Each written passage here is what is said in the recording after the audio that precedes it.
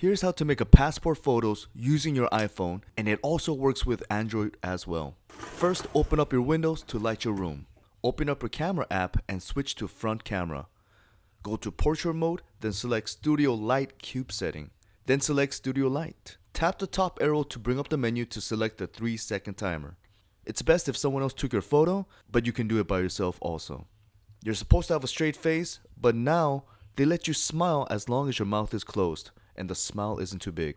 Hold your phone as far as you can. Be sure to look at the camera on top of your phone and not the center screen itself. Tap the photo button and you have 3 seconds to look straight forward and smile.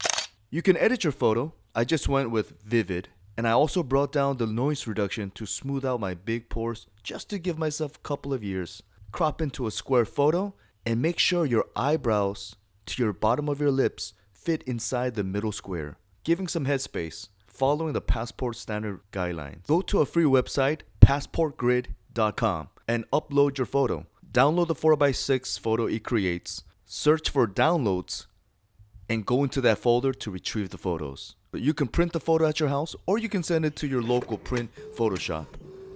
Carefully cut your photos, and now you have an official passport photo ready to be mailed in. Share, follow, and like for more.